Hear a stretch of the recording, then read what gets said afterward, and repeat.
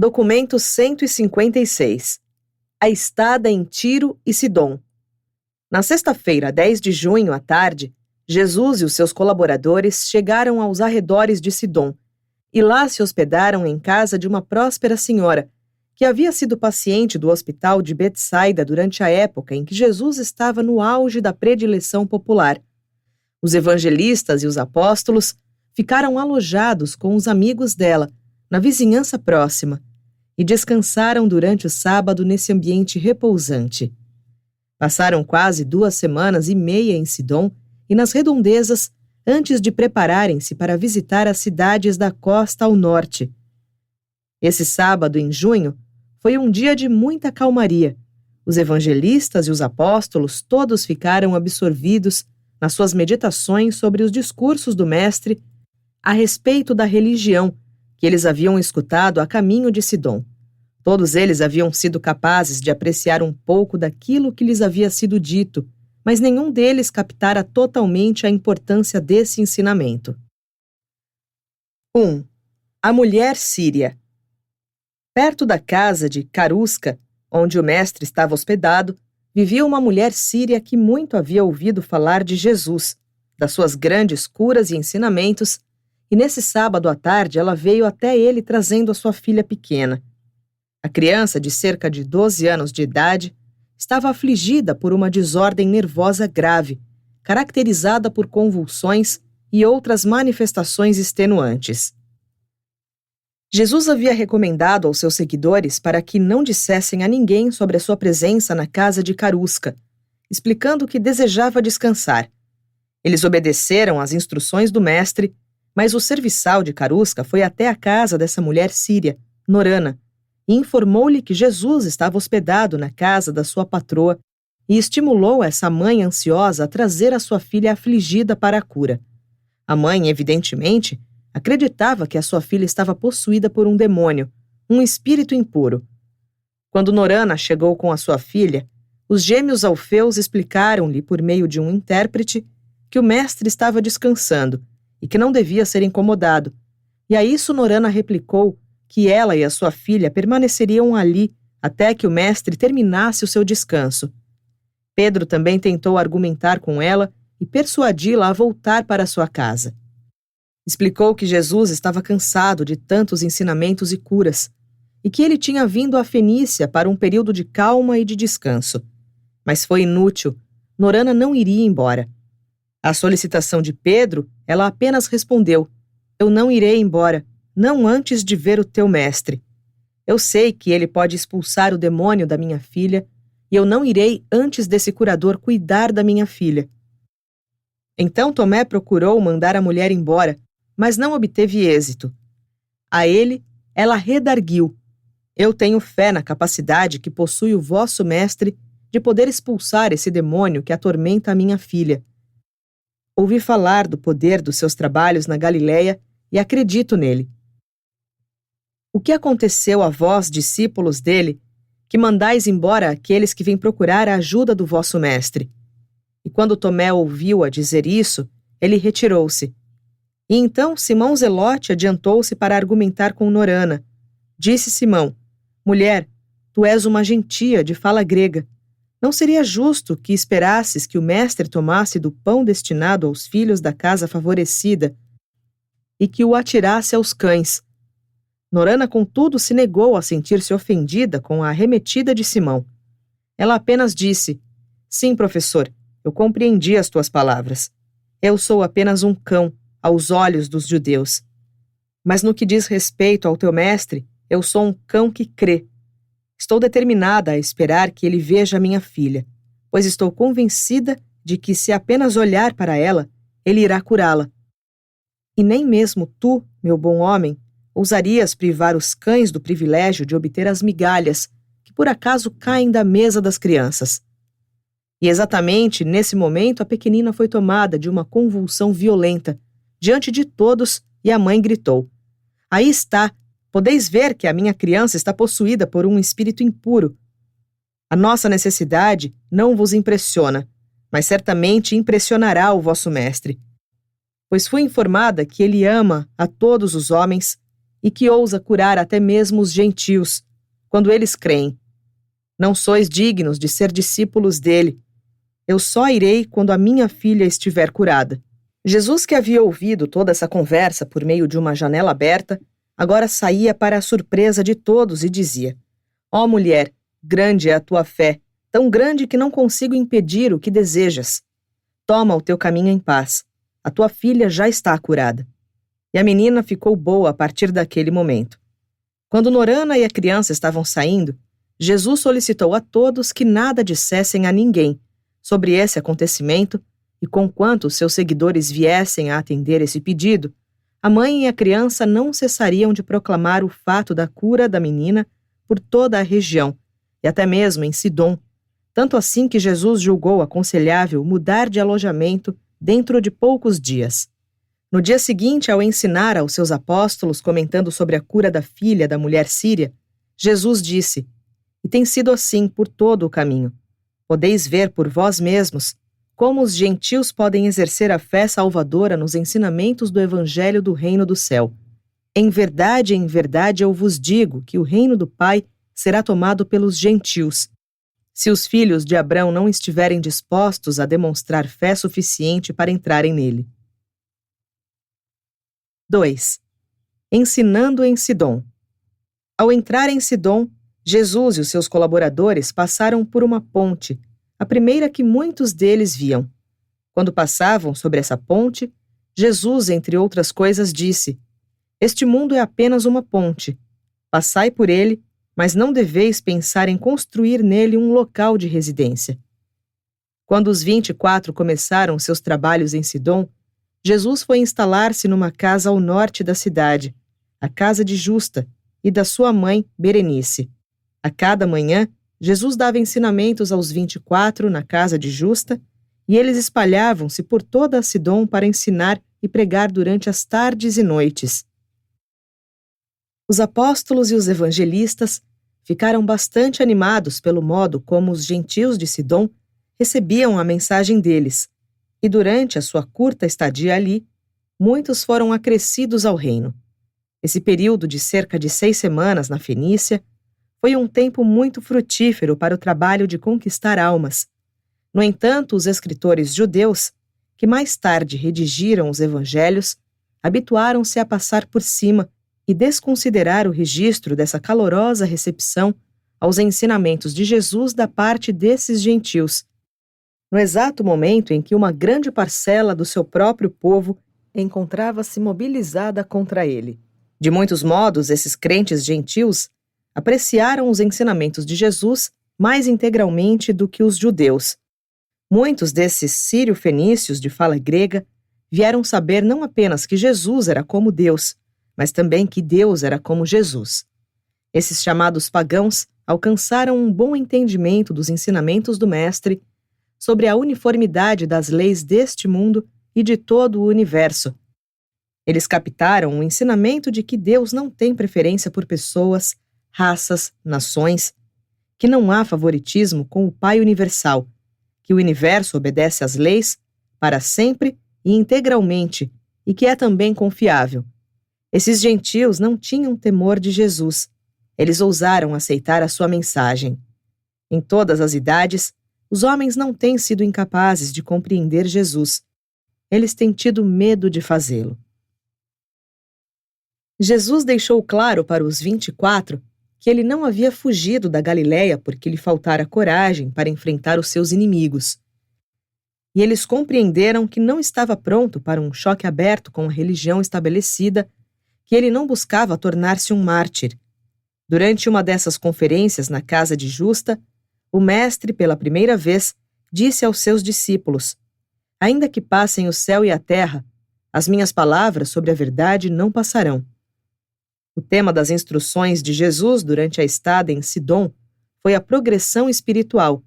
Ele disse-lhes que não podiam permanecer estagnados, que deviam ir em frente, na retidão, ou retrocederiam até o mal e o pecado.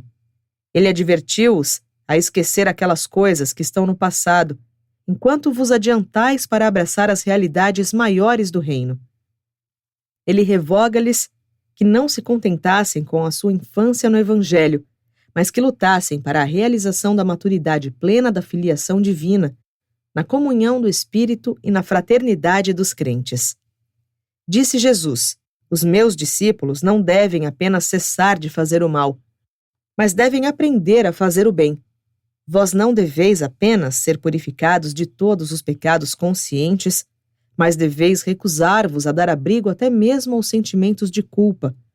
Se confessardes os vossos pecados, eles estarão perdoados, e assim deveis ter a consciência vazia de ofensas. Jesus tinha um grande prazer com o apurado senso de humor que os gentios demonstravam. O senso de humor apresentado por Norana, a mulher síria, bem como a sua grande e persistente fé, tanto tocaram o coração do Mestre e como funcionaram como um grande apelo à sua misericórdia. Jesus lamentava grandemente que o seu povo, o judeu, fosse tão desprovido de humor. Certa vez disse a Tomé: o meu povo se leva por demais a sério. Eles são inteiramente desprovidos de qualquer apreciação no senso de humor. A religião pesadona dos fariseus nunca poderia ter tido origem junto a um povo com algum senso de humor. A eles também falta coerência, ficam atentos aos mosquitos, mas engolem camelos. 3. A jornada costa acima. Na terça-feira, 28 de junho, o mestre e os seus companheiros deixaram Sidom, indo para a costa até Porfírio e Eudua. Tendo sido bem recebidos pelos gentios, muitos foram acrescentados ao reino, durante essa semana de ensinamento e pregação. Os apóstolos pregaram em Porfírio e os evangelistas ensinaram em Eudua. Enquanto os 24 estavam empenhados assim no seu trabalho, Jesus deixou-os por um período de 3 ou 4 dias, fazendo uma visita à cidade costeira de Beirute, onde ele esteve conversando com um sírio de nome Malaque, que era um crente e que tinha estado em Betsaida no ano anterior.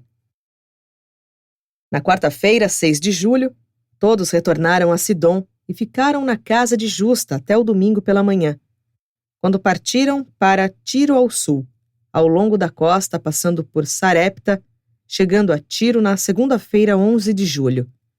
A essa altura, os apóstolos e os evangelistas estavam acostumando-se a trabalhar entre esses chamados gentios, que na realidade descendiam principalmente das primeiras tribos dos cananeus, de uma origem semítica ainda mais primitiva.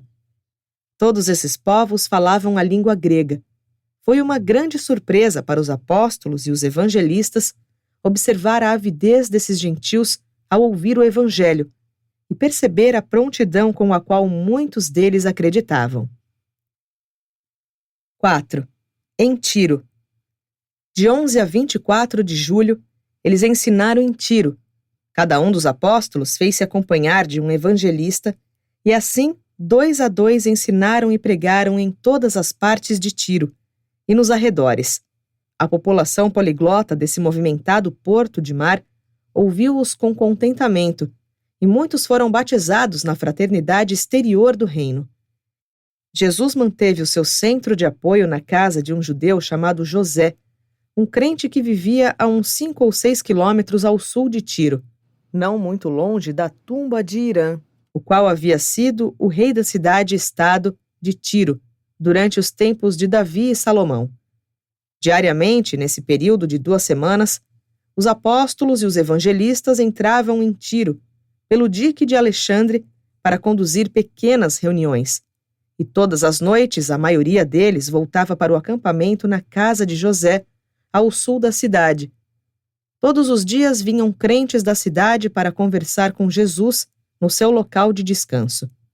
O mestre falou em Tiro apenas uma vez.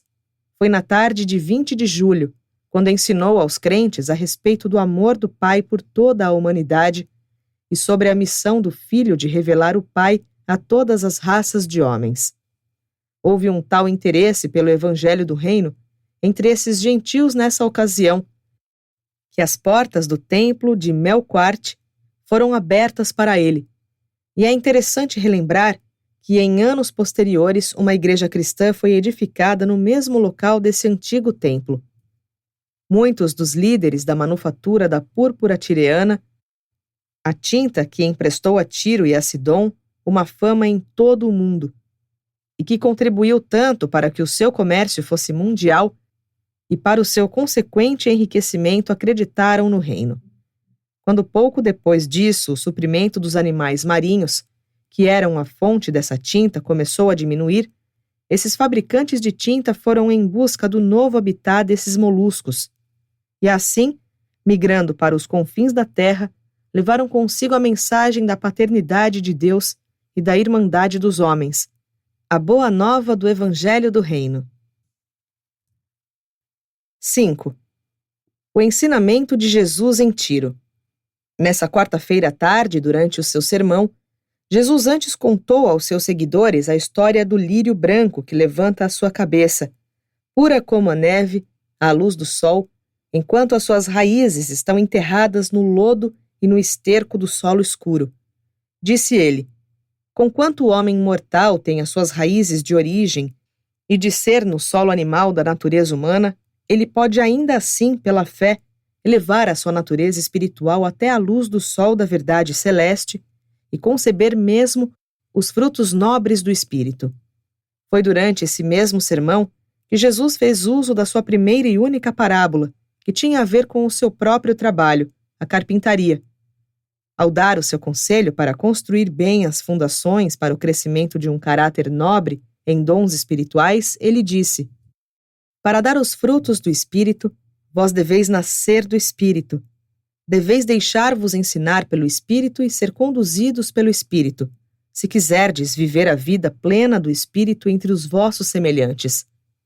Mas não cometais o erro do carpinteiro tolo, que passa o seu precioso tempo esquadrinhando, medindo e aplainando a madeira comida pelos cupins e apodrecida por dentro, sendo que depois de todo o seu trabalho, em um barrote podre, terá de rejeitá-lo como inadequado para fazer parte das fundações da construção que seria levantada, devendo suportar os ataques do tempo e das tempestades. Que cada homem certifique-se de que as fundações intelectuais e morais do caráter sejam tais que suportem adequadamente a superestrutura da natureza espiritual, que se amplia e que enobrece, e assim deve transformar a mente mortal para então, em conjunção com essa mente recriada, realizar a evolução da alma até o destino imortal. A vossa natureza espiritual, a alma conjuntamente criada, é um desenvolvimento vivo, mas a mente e a moral do indivíduo são o solo a partir do qual essas manifestações mais elevadas do desenvolvimento humano e do destino divino devem florescer. O solo da alma em evolução é humano e material, mas o destino dessa criatura combinada de mente e de espírito é espiritual e divino. Na tarde desse mesmo dia, Natanael perguntou a Jesus: Mestre, por que oramos para que Deus não nos induza à tentação, quando nós bem sabemos, pela tua revelação do Pai, que ele nunca faz tais coisas? Jesus respondeu a Natanael: não me parece estranho que me façais tais perguntas, vendo que todos vós já começais a conhecer o Pai, como eu o conheço, e não como os profetas hebreus primitivos tão vagamente o viam. Bem sabeis que vossos antepassados estavam dispostos a ver Deus em quase tudo o que acontecia. Eles procuravam o toque da mão de Deus em todos os acontecimentos naturais e em cada episódio inusitado da experiência humana. Eles associavam Deus tanto ao bem quanto ao mal. Eles julgavam que ele abrandava o coração de Moisés e endurecia o coração do faraó. Quando o homem estava com um impulso forte de fazer alguma coisa, boa ou má, tinha o hábito de justificar essas emoções inusitadas dizendo: o Senhor falou comigo assim, faze isso e faze aquilo, ou vai por aqui e por ali. E desse modo, já que os homens caem tão frequente e violentamente em tentação, tornou-se um hábito dos nossos ancestrais acreditar que Deus os induzia à tentação para testá-los, puni-los ou fortalecê-los. Mas, na verdade, sabeis melhor agora, sabeis que os homens, muito frequentemente, são levados à tentação pelos desejos do seu próprio egoísmo, e os impulsos da sua natureza animal. Quando sois tentados desse modo, eu vos recomendo que, ao mesmo tempo que reconheçais a tentação honesta e sinceramente, exatamente pelo que ela é, que redigirais inteligentemente as energias do espírito, da mente e do corpo, e que estão buscando expressão para canais mais elevados e para metas mais idealistas. Desse modo, vós podeis transformar as vossas tentações nos tipos mais elevados de ministração mortal edificante, ao mesmo tempo em que evitais quase inteiramente esses conflitos desgastantes e enfraquecedores entre a natureza animal e a natureza espiritual. Quero prevenir-vos, todavia, contra a loucura que é o afã de superar a tentação por meio do esforço de suplantar um desejo, adotando um outro desejo supostamente superior e fazendo uso da mera força da vontade humana. Se quiserdes ser verdadeiramente triunfantes sobre as tentações da natureza inferior, deveis alcançar aquela posição de vantagem espiritual por meio da qual, real e verdadeiramente, desenvolvestes um interesse e um amor real pelas formas mais elevadas e idealistas, na conduta que a vossa mente deseja colocar no lugar daqueles hábitos inferiores e menos idealistas de comportamento e que reconheceis como sendo tentações. Desse modo, sereis libertados por meio da transformação espiritual, mais do que sobrecarregados cada vez mais com a supressão enganosa dos desejos mortais. O que é velho e inferior será esquecido no amor do novo e superior. A beleza sempre triunfa sobre a fealdade nos corações de todos aqueles que são iluminados pelo amor da verdade. Há um forte poder de eliminação na energia de uma afeição espiritual nova e sincera. E de novo eu vos digo, não vos deixeis vencer pelo mal, mas antes triunfai junto com o bem, sobre o mal. Os apóstolos e os evangelistas continuaram noite adentro a fazer perguntas, e das muitas respostas gostaríamos de apresentar os pensamentos seguintes, colocados em uma linguagem moderna. A ambição impetuosa, o julgamento inteligente e a sabedoria temperada são essenciais ao sucesso material. A liderança depende da habilidade natural, da discrição, da força de vontade e da determinação. O destino espiritual depende da fé, do amor e da devoção à verdade, a fome e sede de retidão, do desejo de todo o coração de encontrar Deus e de ser como Ele. Não vos desencorajeis com a descoberta de que sois humanos. A natureza humana pode ter a tendência para o mal, mas não é inerentemente pecadora. Não vos deixeis abater caso não consigais esquecer inteiramente algumas das vossas experiências lamentáveis. Os erros que não conseguirdes esquecer no tempo serão esquecidos na eternidade. Deveis alinhar os fardos da vossa alma, adquirindo rapidamente uma visão de longa distância do vosso destino, uma expansão da vossa carreira no universo. Não cometais o erro de estimar o valor da alma pelas imperfeições da mente, nem pelos apetites do corpo. Não deveis julgar a alma, nem avaliar o seu destino pelo padrão de um único episódio humano infeliz. O vosso destino espiritual é condicionado apenas pelas vossas aspirações e propósitos espirituais. A religião é a experiência exclusivamente espiritual da alma imortal em evolução do homem sabedor de Deus. E o poder moral e a energia espiritual são forças poderosas que podem ser utilizadas para lidar com as situações sociais difíceis e resolver problemas econômicos intrincados. Esses dons morais e espirituais enriquecem todos os níveis do viver humano, tornando-o mais significativos. Vós estáis destinados a viver uma vida pequena e medíocre, se apenas amardes aqueles que vos amam. O amor humano pode, de fato, ser recíproco, mas o amor divino expande-se em toda a sua busca de satisfação. Quanto menos amor existir na natureza de qualquer criatura, maior é a necessidade de amor. E tanto mais o amor divino busca satisfazer a essa necessidade. O amor nunca é egoísta e não pode ser dado a si próprio. O amor divino não pode ser autocontido, deve ser dado sem egoísmo. Os crentes do reino deveriam possuir uma fé implícita, deveriam acreditar com toda a alma no triunfo certo da retidão. Os edificadores do reino não devem duvidar da verdade do evangelho da salvação eterna.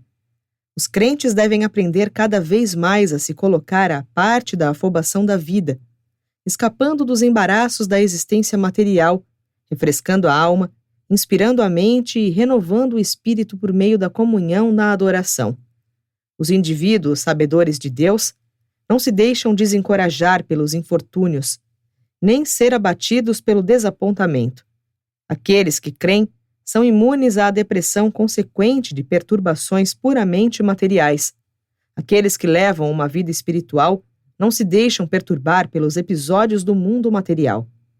Os candidatos à vida eterna são praticamente de uma técnica vivificante e construtiva para enfrentar todas as vicissitudes e embaraços da vida mortal. A cada dia que um verdadeiro crente vive, ele acha mais fácil fazer a coisa certa. A vida espiritual faz o autorrespeito aumentar vigorosamente, mas o autorrespeito não é autoadmiração. O autorrespeito está sempre coordenado com o amor e o serviço ao semelhante. Não é possível respeitar a si próprio mais do que amar ao semelhante. Um é a medida da capacidade para o outro. Com o passar dos dias, todo verdadeiro crente torna-se mais hábil em convencer os semelhantes do amor pela verdade eterna. Vós não tendes hoje mais recursos para revelar a bondade à humanidade do que tinhais ontem? Neste ano, não estáis mais aptos para recomendar a retidão do que estivestes no ano passado? A vossa técnica para conduzir as almas famintas ao reino espiritual não está tornando-se cada vez mais uma arte? Os vossos ideais estão elevados o suficiente para assegurar a vossa salvação eterna, e ao mesmo tempo as vossas ideias estão tão práticas a ponto de fazerem de vós cidadãos úteis para funcionar bem na terra, na vossa associação com os semelhantes mortais. Em espírito, a vossa cidadania está no céu. Na carne, sois ainda cidadãos dos reinos da terra. Dai a César as coisas materiais e a Deus as coisas que são espirituais. A medida da capacidade espiritual da alma em evolução é a vossa fé na verdade e o vosso amor pelo homem, mas a medida da vossa força humana, de caráter, é a vossa capacidade de resistir à ação dos rancores e a vossa capacidade de suportar o acabrunhamento em face de uma profunda mágoa. A derrota é o verdadeiro espelho no qual deveis ver honestamente o vosso eu real. À medida que envelhecerdes no tempo e ficardes mais experientes nos assuntos do reino, estareis adquirindo mais tato para lidar com os mortais importunos e mais tolerância para conviver com os condiscípulos teimosos. O tato é o ponto de apoio da alavanca social e a tolerância é a identificação de uma grande alma. Se vós possuirdes esses dons raros e encantadores, com o passar dos dias, tornar-vos-ei mais alertas e experientes dos vossos valiosos esforços de evitar todos os mal-entendidos sociais desnecessários. As almas assim sábias são capazes de evitar muitas das complicações que certamente são o quinhão de todos aqueles que sofrem da falta de ajustamento emocional, daqueles que se recusam a crescer e daqueles que se recusam a envelhecer com galhardia. Evitai a desonestidade e a injustiça em todos os vossos esforços de pregar a verdade e para proclamar o Evangelho. Não busqueis um reconhecimento que não vem do esforço e nenhuma compaixão ou simpatia imerecida. Amai, recebei livremente das fontes divinas e humanas, independentemente do vosso mérito, e amai livremente em retribuição. Mas em todas as outras coisas relacionadas à honra e à adulação, buscai tão somente o que honestamente vos couber. O mortal consciente de Deus está certo da sua salvação. Ele é destemido na sua vida, é honesto e coerente. Ele sabe como suportar com bravura os sofrimentos inevitáveis, não se queixa quando enfrenta os sofrimentos inescapáveis. O verdadeiro crente não fica cansado de fazer o bem, apenas porque encontra oposições. A dificuldade aguça o fervor do amante da verdade e os obstáculos apenas incitam mais o empenho dos construtores destemidos do reino. E muitas outras coisas Jesus ensinou a todos eles antes de se aprontarem para partir de Tiro. No dia antes de deixar Tiro e retornar para a região do Mar da Galileia, Jesus reuniu seus companheiros e ordenou aos 12 evangelistas que retornassem por um itinerário diferente daquele que ele fez e os 12 apóstolos deviam tomar. E depois que os evangelistas separaram-se de Jesus ali em Tiro, nunca mais voltaram a estar tão intimamente ligados a ele. 6. O regresso da Fenícia. Por volta do meio-dia de domingo, 24 de julho, Jesus e os 12 deixaram a casa de José, no sul de Tiro, indo até Ptolemais, pela costa, e permaneceram lá por um dia, dizendo palavras confortantes ao grupo de crentes residentes naquele local. Pedro pregou a eles na noite de 25 de julho. Na terça-feira, deixaram Ptolemais, indo para o interior a leste até perto de Jotapata, pela estrada de Tiberíades. Na quarta-feira, pararam em Jotapata e deram aos crentes novas instruções sobre as coisas do reino. Na quinta-feira, deixaram Jotapata indo para o norte, pela trilha de Nazaré, ao Monte Líbano e até a aldeia de Zebulon, passando por Ramá. Realizaram encontros em Ramá na sexta-feira e ficaram lá para o sábado. Chegaram a Zebulon no domingo, dia 31, fazendo uma reunião nessa noite e partindo na manhã seguinte. Deixando Zebulon, viajaram para o entroncamento com a estrada Magdala-Sidom, perto de Giscala, e dali tomaram o caminho de Genezaré, na costa oeste do Lago da Galileia, ao sul de Cafarnaum, onde haviam marcado de encontrar-se com Davi Zebedeu, e onde tinham a intenção de aconselhar-se quanto ao próximo passo a ser dado, no trabalho de pregar o evangelho do reino.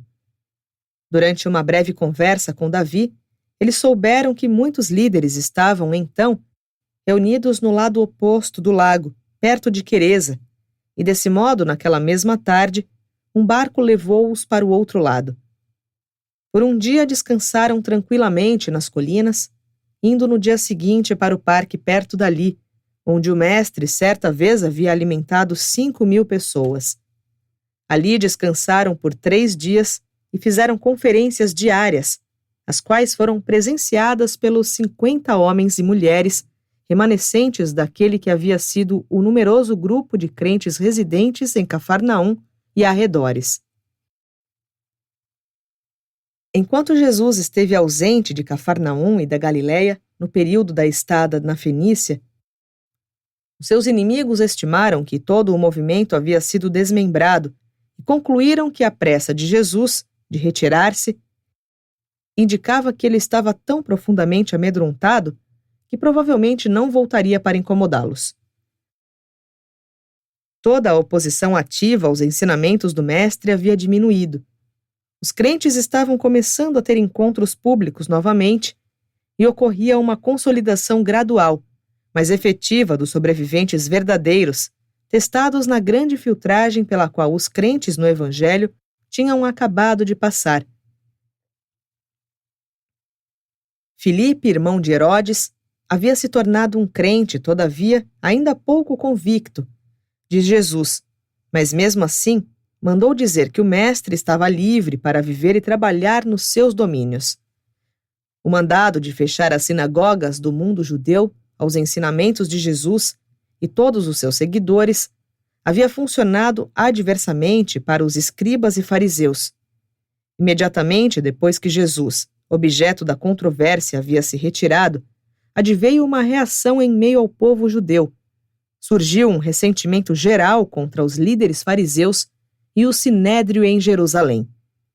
Muitos dos dirigentes das sinagogas começaram subrepticiamente a abrir as suas sinagogas para Abner e seus condiscípulos, alegando que esses instrutores eram seguidores de João e não discípulos de Jesus.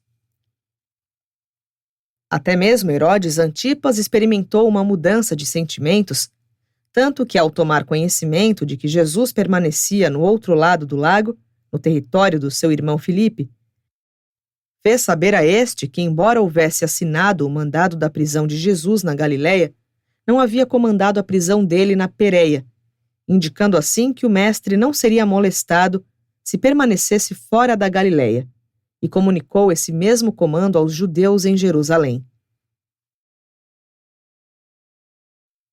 E essa era a situação por volta do dia 1º de agosto do ano 29º depois de Cristo, quando o mestre retornou à missão na Fenícia e começou a reorganização das suas forças desmembradas e exauridas, e provadas, pois, para esse memorável último ano da sua missão na Terra.